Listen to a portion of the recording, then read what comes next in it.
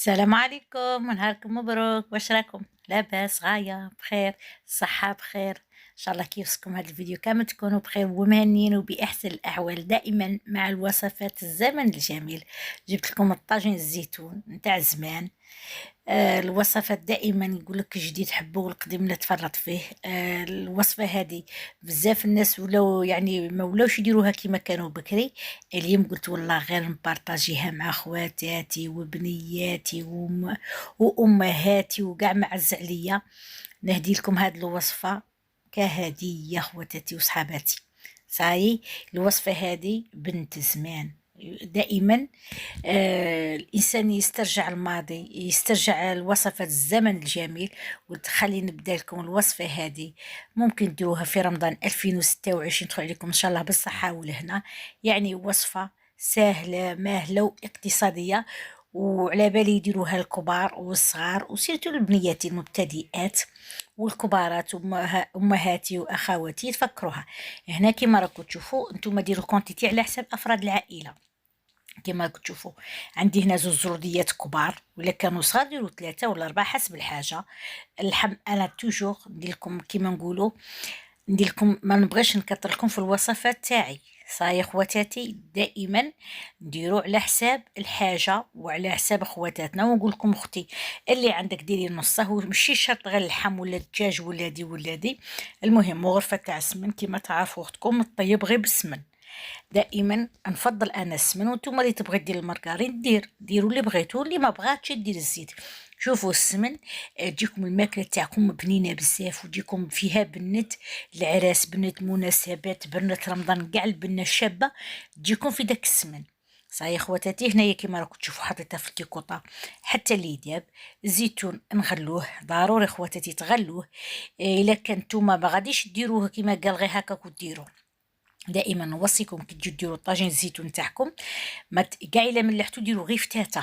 صاي ما تكتروش الملح حتى يغلي غليه ولا زوج الزيتون تاعكم عاده، ولا ديروا الملح. صاي باش لخاطرش كاين الزيتون اللي يكون مر، كاين اللي الزيتون اللي يكون مالح. فهمتوا على بها نقول لكم الزيتون ايفيتو ليه الملح. صاي خواتاتي هاي هنا كيما شفتوا حطينا كل شيء يتقلى على نار قليله. ما تضيفوش لي زيبيس. صاي لي زيبيس كي تضيفوا سيتو لا كنتو باغي تقلوا يعني طيبوا نص طيه في التقليه. هنا هو بدا يتقلى. صاي راه في النص تاع التقليه نتاعه. نتوما لي زيبيس بالنسبه لي زيبيس نقول لكم ما تضيفوش في الاول، لخاطرش كي يبقى يتقلى مع الحوايج كيشغل ليك حالو. صاي خواتاتي هنا كيما شفتوا انا حتى تقلت لي مليح نص تقليه، تقلت لي مليح مليح.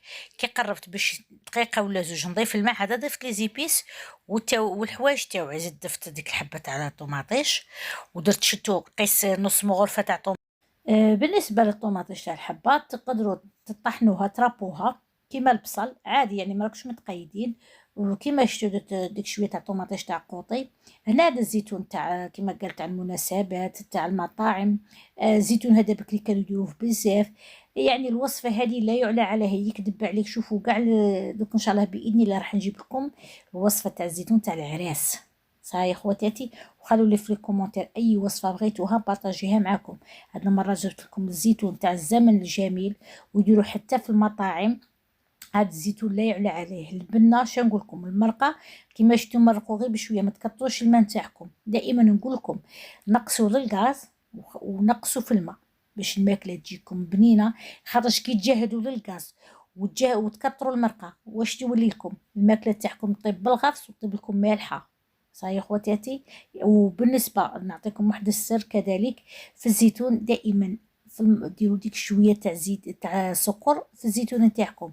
وهنا كيما راكم تشوفوا الزيتون تاعنا كي داير جاي معسل وبنين وشعل وما نشكره لكم قليل عليه.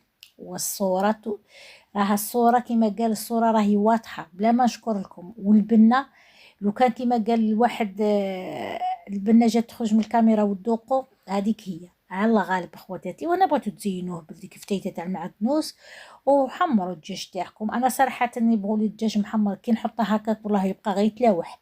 المهم يعني الطريقه اللي بغيتوها. هذه الوصفه تاع الزمن الجميل، والوصفه اللي لا يعلى عليها، والوصفه هذه بكري كاع كانوا يديروا هاد طاجين الزيتون هذا كامل كانوا يديروه، راه والله العظيم دوك راني نمونط لكم فيه وراني صايمه والله غير تشهيت يا خواتاتي غيرني. وقيله نوض ندير كما قال واحد المره ميطع على عبد الحال باش نفطر بها.